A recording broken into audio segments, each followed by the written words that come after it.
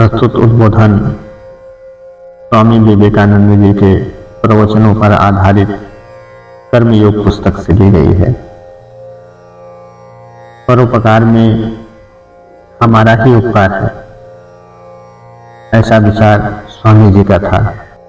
ऐसे ही विचार उन्हें महान बनाते हैं। यह विचार करने के पहले कि कर्तव्य निष्ठा हमें आध्यात्मिक उन्नति में किस प्रकार सहायता पहुंचाती है, मैं आप लोगों को संक्षेप में यह भी बता देना चाहता हूं कि भारतवर्ष में जिसे हम कर्म कहते हैं उसका दूसरा पहलू और कौन सा है। प्रत्येक धर्म में 3 विभाग होते हैं, प्रथम दार्शनिक, दूसरा पौराणिक और तीसरा कर्मकांड। दार्शनिक भाग तो असल में प्रत्येक धर्म का सार है। पौराणिक भाग इस दार्शनिक भाग की व्याख्या स्वरूप है और उसमें महापुरुषों की कम या अधिक काल्पनिक जीवनी तथा अलौकिक विषय संबंधी कथाओं एवं आख्यायिकाओं द्वारा इसी दर्शन को उत्तम रूप से समझाने की चेष्टा की गई है। और कर्मकांड इस दर्शन का ही एक स्थूल रूप है जिससे यह सर्वसाधारण को समझ में आ सके। वास्तव में अनुष्ठान दर्शन का ही एक स्थूलतम रूप है। यह अनुष्ठान ही कर्म है। प्रत्येक धर्म में इसकी आवश्यकता है, क्योंकि जब तक हम आध्यात्मिक जीवन में बहुत उन्नत न हो जाएं, तब तक सूक्ष्म आध्यात्मिक तत्व को समझ नहीं सकते। मनुष्य को यह मान लेना सरल है कि वह कोई भी बात समझ सकता है, परंतु जब वह उसे अमल में लाने की चेष्टा करता है तो उसे मालूम पड़ता है कि सूक्ष्म भावों को ठीक ठीक समझना तथा उसे हृदयंगम करना कितना कठिन है। इसीलिए तो प्रतीक विशेष रूप से सहायक होते हैं। प्रतीक द्वारा सूक्ष्म विषयों को समझने की जो प्रणाली है उसे हम किसी प्रकार त्याग नहीं सकते हैं। अत्यंत प्राचीन समय से ही प्रतीकों का प्रयोग प्रत्येक धर्म में होता रहा है। प्रतीक के बिना किसी बात को सोच ही नहीं सकते। ऐसा कहा जाए तो ठीक ही है। शब्द भी तो हमारे विचार का प्रतीक ही है। दूसरी दृष्टि से कहा जा सकता है कि संसार की प्रत्येक चीज प्रतीक के रूप में भी देखी जा सकती है। सारा संसार ही प्रतीक है, उसके पीछे मूल तत्व रूप में ईश्वर विराजमान है। इस प्रकार का प्रतीक केवल मनुष्य द्वारा उत्पन्न किया हुआ नहीं है। और न ऐसी बात है एक धर्म के कुछ अनुयायी एक साथ बैठ गए और बस उन्होंने उस प्रतीक की कल्पना कर डाली। धर्म के प्रतीक की उत्पत्ति स्वाभाविक रूप से होती है। नहीं तो ऐसा क्यों है कि प्रायः सभी मनुष्यों के मन में कुछ विशेष प्रतीक, कुछ विशिष्ट भाव में सदा संबद्ध रहते हैं। कुछ प्रतीक तो सभी जगह पाए जाते हैं। तुममें से अनेकों की यह धारणा है कि क्रास का यह चिन्ह सर्वप्रथम ईसाई धर्म के साथ प्रचलित हुआ, परंतु वास्तव में तो यह ईसाई धर्म के बहुत पहले से, मूसा के भी जन्म से पहले, वेदों के आविर्भाव से भी पहले, यहाँ तक कि मानवीय कार्यकलापों का किसी प्रकार का इतिहास लिपिबद्ध होने से भी पहले यह विद्यमान है। एजिप्ट तथा फिनिशियंस जातियों में भी इसकी मौजूदगी का प्रमाण मिलता है। प्रायः प्रत्येक जाति में इसका अस्तित्व था। इतना ही नहीं बल्कि ऐसा भी प्रतीत होता है कि क्रास पर लटकते हुए महापुरुष का प्रतीक लगभग प्रत्येक जाति में प्रचलित था। इसी प्रकार सारे संसार में नृत्य भी एक उत्कृष्ट प्रतीक माना गया है। फिर इसके अतिरिक्त सारे संसार में सबसे अधिक प्रचलित स्वास्तिक भी एक प्रतीक रहा है। एक समय ऐसी धारणा थी कि बौद्ध इसे अपने साथ साथ सारे संसार भर में ले गए, परंतु पता चलता है कि बौद्ध धर्म के सदियों पहले कई जातियों में इसका प्रचार था। प्राचीन बेबीलोन तथा मिस्र देशों में भी यह पाया जाता था। इन सब से क्या प्रकट होता है? इससे यही प्रकट होता है कि सब प्रतीक केवल काल्पनिक या शिक्षाकृत ही नहीं थे। इनका कोई न कोई विशेष कारण अवश्य रहा होगा। उनमें तथा मानवीय मन में कोई स्वाभाविक संबंध रहा होगा। इसी प्रकार भाषा भी कोई कृत्रिम वस्तु नहीं है। ऐसी बात नहीं कि कुछ लोगों ने एक साथ बैठकर यह तय कर लिया कि कुछ विशेष भाव कुछ विशेष शब्दों द्वारा प्रकट किए जाएं और बस भाषा की उत्पत्ति हो गई। नहीं, भाषा की उत्पत्ति इस प्रकार नहीं हुई। कोई भी भाव अपने अनुषंगिक शब्द बिना नहीं रह सकता और कोई भी शब्द अपने अनुषंगिक भाव बिना नहीं रह सकता। शब्द और भाव स्वभावतः अविच्छेद्य हैं। भावों को प्रकट करने के लिए शब्द प्रतीक अथवा वर्ण प्रतीक किसी का भी व्यवहार किया जा सकता है। गूंगों और बहरों को शब्द प्रतीक किसी प्रकार की सहायता नहीं पहुंचा सकता, उन्हें किसी दूसरे प्रतीक की सहायता लेनी पड़ती है। मन में उठने वाले प्रत्येक विचार का दूसरा अंश भी होता है और वह है आकृति। इसे संस्कृत दर्शन में नाम रूप कहते हैं। जिस प्रकार कृत्रिम उपाय द्वारा एक भाषा ही नहीं उत्पन्न की जा सकती, उसी प्रकार कृत्रिम उपायों से प्रतीक का निर्माण भी नहीं किया जा सकता। संसार में कर्मकांड के सहकारी जो प्रतीक हैं, वे मानव जाति के धार्मिक विचारों के एक एक बाह्य रूप है। यह कह देना बहुत सरल है कि अनुष्ठानों, मंदिरों तथा अन्य बाह्य आडंबरों की कोई आवश्यकता नहीं है, और यह बात तो कल का एक छोकरा भी कहा करता है, परंतु सरलता पूर्वक यह कोई भी देख सकता है कि लोग मंदिर में जाकर पूजा करते हैं, वे उन लोगों की अपेक्षा जो लोग ऐसा नहीं करते उनमें कई बातों में भिन्नता होती है। भिन्न भिन्न धर्मों के साथ जो विशिष्ट मंदिर, अनुष्ठान और अन्य स्थूल क्रियाकलाप जड़े हुए हैं, वे उन धर्मावलंबियों के मन में उस भावों को जागृत कर देते हैं जिनके कि वे मंदिर, अनुष्ठान आदि स्थूल प्रतीक स्वरूप है। अतएव अनुष्ठानों एवं प्रतीकों को एकदम हटा देना उचित नहीं है।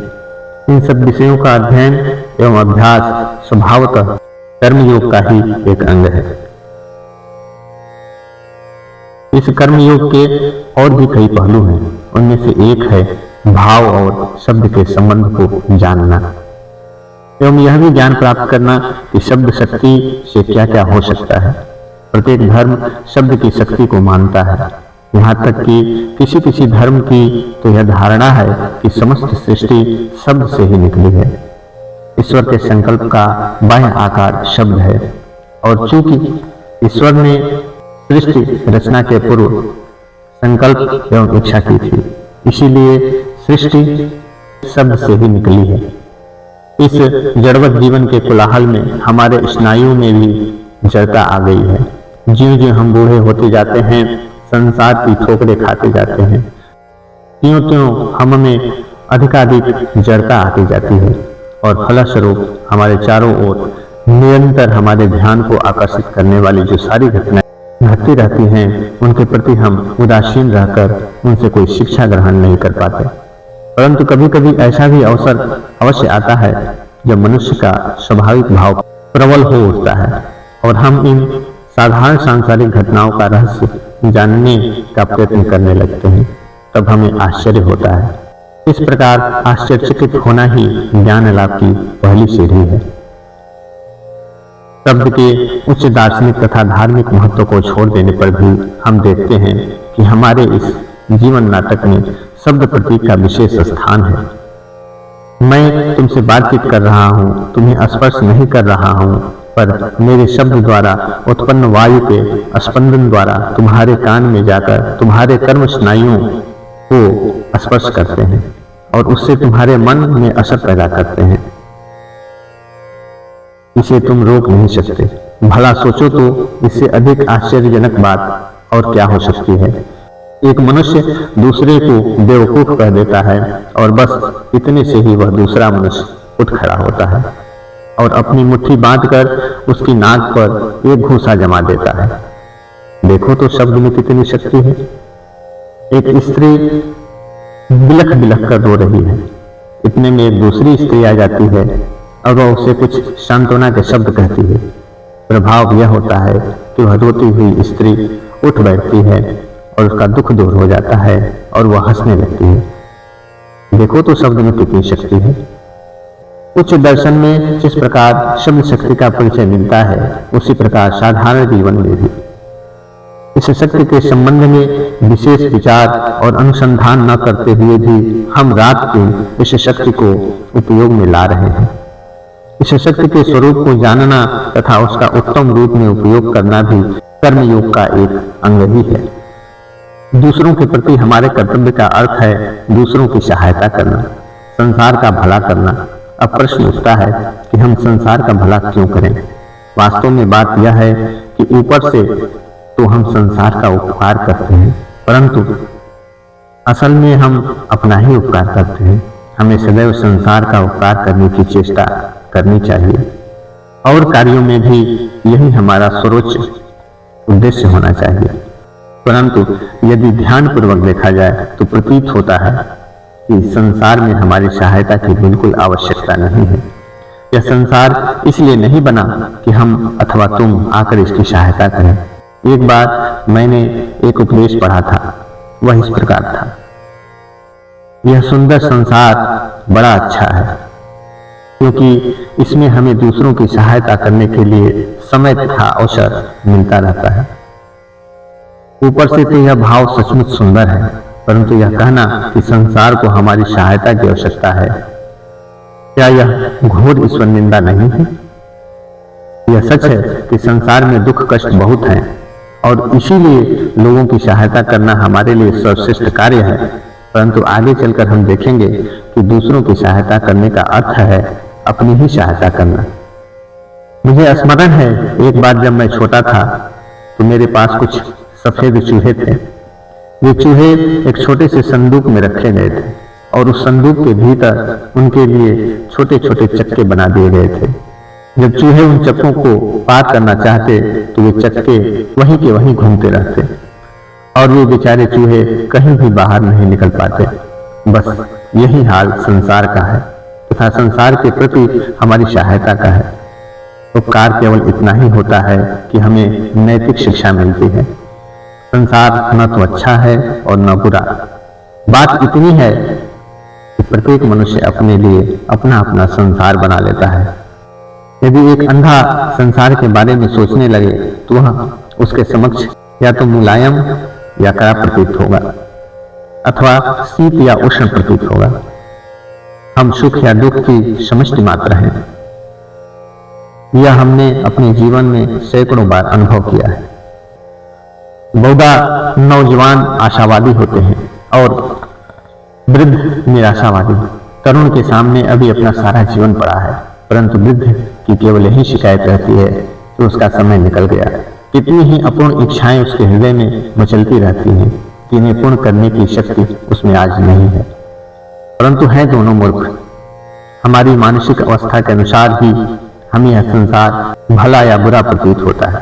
स्वयं यह न तो भला है और न ही बुरा। अग्नि स्वयं न अच्छी है न बुरी। जब यह हमें गर्म रखती है तो हम कहते हैं कि कितनी सुंदर है, परंतु जब इससे हमारी उंगली जल जाती है तो इसे हम दोष देते हैं। परंतु फिर भी स्वयं न तो यह अच्छी है और न बुरी। जैसा हम इसका उपयोग करते हैं तदनुरूप यह अच्छी या बुरी बन जाती है। यही हाल इस संसार का भी है। संसार स्वयं पूर्ण है। पूर्ण होने का अर्थ यह है कि उसमें अपने इन सब प्रयोजनों को पूर्ण करने की क्षमता है। हमें यह निश्चित जान लेना चाहिए कि हमारे बिना भी यह संसार बड़े मजे से चलता जाएगा। हमें इसकी सहायता करने के लिए माथापच्ची करने की आवश्यकता नहीं है, परंतु फिर भी हमें सदैव परोपकार करते रहना ही चाहिए। यदि हम सदैव यह ध्यान रखें कि दूसरों की सहायता करना एक सौभाग्य है, तो परोपकार करने की इच्छा एक सर्वोत्तम प्रेरणा शक्ति बन जाएगी। परोपकार करते समय इस बात का ध्यान रखा जाना चाहिए कि हमें एक दाता के ऊंचे आसन पर खड़े होकर और अपने हाथ में 2 पैसे लेकर यह नहीं कहना चाहिए कि ए भिखारी ले, यह मैं तुझे देता हूं, परंतु तुम स्वयं इस बात के लिए कृतज्ञ हो कि तुम्हें यह निर्धन व्यक्ति मिला जिसे दान देकर तुमने स्वयं अपना उपकार कर लिया। धन्य पाने वाला नहीं होता है, धन्य देने वाला होता है। इस बात के लिए कृतज्ञ हो कि इस संसार में तुम्हें अपनी दयालुता का प्रयोग करने तथा इस प्रकार का पवित्र एवं पूर्ण होने का अवसर प्राप्त हुआ। समस्त भले कार्य हमें शुद्ध बनने तथा पूर्ण होने में सहायता करते हैं, और सच पूछो तो हम अधिक से अधिक कर ही कितना सकते हैं। या तो एक अस्पताल बनवा देते हैं, सड़क बनवा देते हैं, या सदावर्त खुलवा देते हैं, बस इतना ही तो करते हैं।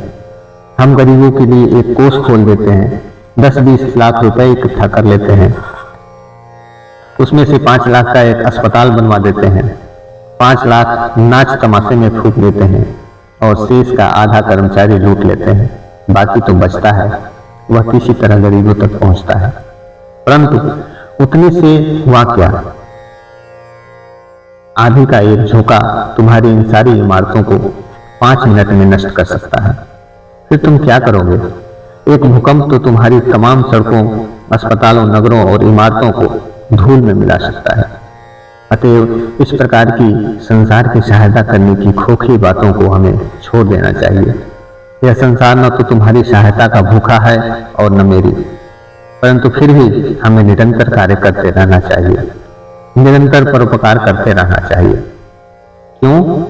इसलिए कि इससे हमारा ही भला होता है। यह एक साधन है जिससे हमें पूर्ण होने में मदद मिलती है। यदि हमने किसी भिखारी को कुछ दिया हो तो वास्तव में वह हमारा आभारी नहीं है, बल्कि हम पर उसका आभार है, क्योंकि उसने हमें इस बात का अवसर दिया कि हम अपनी दया उस पर प्रयोग में ला सके। यह सोचना मेरी भूल है कि हमने संसार का भला किया अथवा कर सकते हैं, या यह कि हमने अमुक अमुक व्यक्तियों की सहायता की, यह मेरी मूर्खता का विचार है और मूर्खता के विचारों से दुख उत्पन्न होता है। हम कभी कभी सोचते हैं कि हमने अमुक मनुष्य की सहायता की और इसलिए आशा करते हैं कि वह हमें धन्यवाद दे, पर जब वह हमें धन्यवाद नहीं देता तो उससे हमें दुख होता है। हम जो कुछ करें उसके बदले में किसी भी बात की आशा क्यों रखें, बल्कि उल्टे हमें उसी मनुष्य के प्रति कृतज्ञ होना चाहिए जिसकी हम सहायता करते हैं। इसे साक्षात नारायण मानना चाहिए। मनुष्य की सहायता द्वारा ईश्वर की उपासना करना क्या हमारा परम सौभाग्य नहीं है? यदि हम वास्तव में अनासक्त हैं तो हमें यह वृथा प्रत्याशाजनक कष्ट क्यों होना चाहिए? अनासक्त होने पर ही तो हम प्रसन्नतापूर्वक संसार में भलाई कर सकते हैं। अनासक्ति से किए हुए कार्य कभी भी दुख अथवा अशांति नहीं देते। वैसे तो संसार में अनंत काल तक सुख दुख का चक्र चलता ही रहेगा। फिर हम इसकी सहायता के लिए कुछ करें या न करें, उससे कुछ बनने या बिगड़ने वाला नहीं है। दृष्टांत स्वरूप हमें एक कहानी सुनाने का मन है। एक गरीब आदमी को कुछ रुपए की जरूरत पड़ी। उसे कहीं से यह मालूम हो गया कि यदि वह किसी भूत को अपने बस में कर ले तो वह उससे जो चाहे मंगवा सकता है। निदान में उसे एक भूत ढूंढने की सूझी। वह किसी ऐसे आदमी को ढूंढने लगा जिससे उसे एक भूत मिल जाए। ढूंढते ढूंढते उसे एक साधु मिला। उस साधु के पास बड़ी शक्तियां थी। उसने उनसे सहायता की याचना की। साधु ने उससे पूछा, तुम भूत क्या करोगे? उसने उत्तर दिया, महाराज, मैं भूत इसलिए चाहता हूं कि वह मेरा काम कर दे। कृपा करके मुझे उसको प्राप्त करने का ढंग बता दीजिए, मुझे उसकी बड़ी जरूरत है। साधु बोले, देखो, तुम इस झमेले में मत पड़ो, अपने घर लौट जाओ। दूसरे दिन वह आदमी फिर साधु के पास आया और रोने गाने लगा। फिर उसने महाराज से कहा कि मुझे भूत दिला दीजिए, मुझे बड़ी आवश्यकता है। अंत में साधु चिढ़ गए और उन्होंने कहा, अच्छा लो, यह मंत्र लो, इसका जप करने से एक भूत प्रकट होगा और फिर उससे तुम जो कहोगे वही करेगा। परंतु ध्यान रखना, होशियार रहना, ये बड़े भयंकर प्राणी होते हैं। उसे निरंतर काम में लगाए रखना। यदि कभी वह खाली रहा तो तुम्हारी जान भी ले सकता है। तब उस मनुष्य ने कहा, यह कौन सा कठिन बात है, मैं तो उसे इतना काम दे दूंगा कि उसके जीवन भर खत्म नहीं होगा। उसके बाद वह आदमी एक वन में चला गया और मंत्र का जप करने लगा। कुछ दिनों तक जप करने के बाद उसके सामने विकराल दांतों वाला एक भयंकर भूत प्रकट हुआ। भूत ने कहा, देखो, मैं भूत हूं, तुम्हारे मंत्र ने मुझे जीत लिया है, परंतु देखो, तुम्हें मुझको निरंतर काम में लगाए रहना होगा, क्योंकि ज्यों ही मुझे थोड़ा सा भी अवकाश दोगे तो मैं तुम्हारी जान ले लूंगा। आदमी बोला, ठीक है। जाओ मेरे लिए एक महल तैयार कर लो। भूत ने जवाब दिया, लो यह महल बनकर तैयार हो गया। आदमी ने कहा, जाओ मेरे लिए धन जुटा कर ले आओ। भूत बोला, लो धन भी तैयार हो गया। फिर आदमी ने कहा, यह जंगल काट डालो और यहाँ एक शहर बसा दो। भूत बोला, लो यह भी तैयार हो गया। अब और क्या करूं बतलाओ। अब तो यह आदमी बड़ा घबराने लगा। उसने मन में सोचा, अब तो मेरे पास कोई काम ही नहीं है जो मैं इसे करने को कहूं। यह तो प्रत्येक काम क्षण भर में कर डालता है। भूत इधर गरज कर बोला, देखो मुझे जल्दी कुछ काम करने को दे दो, नहीं तो मैं तुम्हें खा जाऊंगा। बेचारा आदमी अब कोई काम सोच ही नहीं सका और मारे भय के वह थर थर कांपने लगा। अब तो यह बेतहाशा भागा और भागते भागते उन्हीं साधु के पास पहुंचा। वहां जाकर गिड़गिड़ाने लगा, महाराज रक्षा कीजिए, रक्षा कीजिए, रक्षा कीजिए, मेरी जान बचाइए। साधु ने पूछा, कहो क्या हुआ? मनुष्य ने उत्तर दिया, अब मैं क्या करूं? अब तो मेरे पास उस भूत को काम देने के लिए कुछ भी नहीं है। मैं उससे जो कुछ भी करने को कहता हूं वह क्षण भर में कर डालता है, और जब उसके पास कोई काम नहीं रहता है तो वह मुझे खा डालने की धमकी देता है। इतने में ही वह भूत वहां आ पहुंचा और कहने लगा, अब तो मैं तुझे खा ही जाऊंगा। और सचमुच वह उसे खा जाता। आदमी मारे डर के कांपने लगा। उसने साधु से अपने प्राणों की भिक्षा मांगी। साधु ने कहा, अच्छा मैं तुम्हें एक रास्ता बताता हूँ। देखो वह कुत्ता है, उसकी पूंछ टेढ़ी है। उस भूत से कहो कि उसकी पूंछ को सीधी कर दे। फिर मनुष्य ने यही बात उस भूत से कही, लो इस पूंछ को सीधी कर दो। भूत ने बड़ी सावधानी से कुत्ते की पूंछ को सीधी की, पर यूं ही उसने उसको सीधी करके छोड़ दिया तो यूं ही वह फिर से टेढ़ी हो गई। भूत ने दोबारा कोशिश की, परंतु यूं ही उसने छोड़ा तो यूं ही वह फिर टेढ़ी हो गई। उसने तीसरी बार फिर प्रयत्न किया, परंतु वह फिर टेढ़ी हो गई। इस प्रकार वह कई दिनों तक प्रयत्न करता रहा, यहाँ तक कि वह थक गया और बोला, मुझे ऐसा कष्ट तो अपने जीवन भर में कभी प्राप्त ही नहीं हुआ। मैं एक बड़ा पुराना भूत हूं, ऐसी मुसीबत में मैं कभी फंसा ही नहीं। अब तो वह भूत उस आदमी से कहने लगा, आओ भाई हम और तुम समझौता कर लेते हैं। तुम मुझे छोड़ दो और मैंने अब तक तुम्हें जो कुछ दिया है वह सब अपने पास रख लो। मैं वादा करता हूं अब आगे तुम्हें किसी प्रकार का कष्ट नहीं दूंगा। यह सुन वह आदमी बड़ा खुश हुआ और बड़ी प्रसन्नता पूर्वक उसने इस समझौते को स्वीकार कर लिया।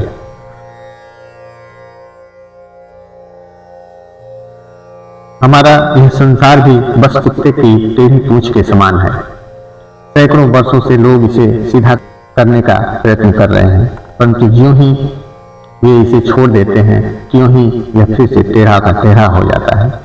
इसके अतिरिक्त और क्या हो सकता है? मनुष्य पहले यह जान ले कि आसक्ति रहित होकर उसे किस प्रकार कर्म करना चाहिए, तभी वह दुराग्रह और मतान्धता से परे हो सकता है। जब हमें यह ज्ञान हो जाएगा कि संसार कुत्ते की टेढ़ी दुम की तरह है और कभी भी सीधा नहीं हो सकता, तब हम दुराग्रही नहीं होंगे। यदि संसार में यह दुराग्रह या कट्टरता न होती तो अब तक हम बहुत उन्नति कर लिए होते। यह सोचना भूल है कि धर्मांधता द्वारा मानव जाति की उन्नति हो सकती है, बल्कि उल्टे यह तो हमें पीछे हटाने की शक्ति है, जिससे घृणा और क्रोध उत्पन्न होकर मनुष्य एक दूसरे को लड़ने भिड़ने में ही लगा देता है और सहानुभूति शून्य हो जाता है। हम सोचते हैं कि जो कुछ हमारे पास है अथवा जो कुछ हम करते हैं वही संसार में सर्वश्रेष्ठ है, और जो कुछ हम नहीं करते अथवा जो कुछ हमारे पास नहीं है वह एक कौड़ी का मूल्य का है। अतएव जब कभी तुम्हें दुराग्रह का यह भाव आए तो सदैव कुत्ते की टेढ़ी पूंछ का दृष्टांत स्मरण कर लिया करो। तुम्हें अपने आप को संसार के बारे में चिंतित बना लेने की कोई आवश्यकता नहीं है। तुम्हारी सहायता के बिना भी यह संसार चलता रहेगा। जब तुम दुराग्रह और मतान्धता से परे हो जाओगे तभी तुम अच्छी तरह कार्य कर सकोगे। जो ठंडे मस्तिष्क वाला और शांत प्रकृति वाला व्यक्ति है, जो उत्तम ढंग से विचार करके कार्य करता है, जिसके स्नायु सहज ही उत्तेजित नहीं होते तथा जो अत्यंत प्रेम और सहानुभूति संपन्न है, केवल वही व्यक्ति संसार में महान कार्य कर सकता है और इस तरह वह अपना भी कल्याण कर सकता है। दुराग्रही व्यक्ति मूर्ख और सहानुभूति शून्य होता है। वह न तो कभी संसार को सीधा कर सकता है और न स्वयं ही शुद्ध एवं पूर्ण हो सकता है। आज के व्याख्यान का सारांश यह है, सर्वप्रथम हमें यह ध्यान में रखना चाहिए कि हम ही संसार के ऋणी हैं, संसार हमारा ऋणी नहीं है। यह तो हमारा सौभाग्य है कि हमें संसार में कुछ कार्य करने का अवसर मिला है। संसार की सहायता करने से हम वास्तव में स्वयं का ही कल्याण करते हैं। दूसरी बात यह है कि इस विश्व में एक ईश्वर है। यह बात सच नहीं है कि यह संसार पिछड़ रहा है और इसे तुम्हारी अथवा मेरी सहायता की आवश्यकता है। ईश्वर सर्वत्र विराजमान है, वे अविनाशी है, सतत क्रियाशील और जागृत है। जब सारा संसार सोता है तब भी वे जागते रहते हैं। वे निरंतर कार्य में लगे हुए हैं। संसार के समस्त परिवर्तन और विकास उन्हीं के कार्य हैं। तीसरी बात यह है कि हमें किसी से घृणा नहीं करनी चाहिए। यह संसार सदैव ही अच्छे और बुरे का मिश्रण स्वरूप रहेगा।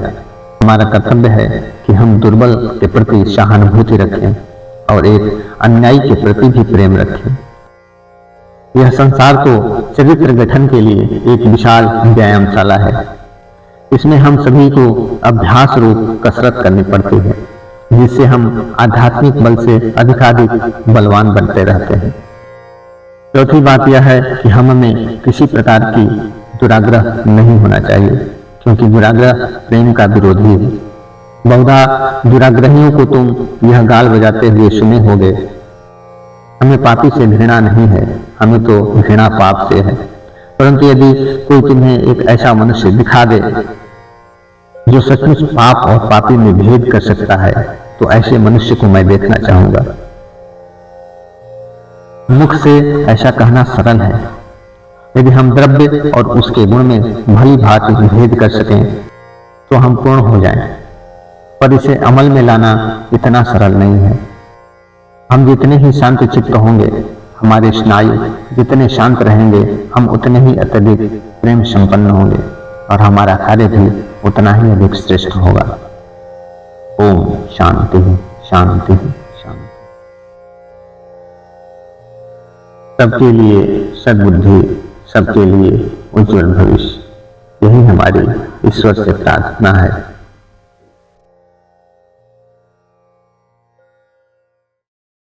हमारे YouTube चैनल अध्यात्म को सब्सक्राइब करें और वीडियो पसंद आए तो लाइक करें। वीडियो को आप अपने दोस्तों व मित्रों के साथ शेयर करें और बेल आइकन दबाना ना भूलें, जिससे आगे की गतिविधियां प्राप्त हो सके। धन्यवाद।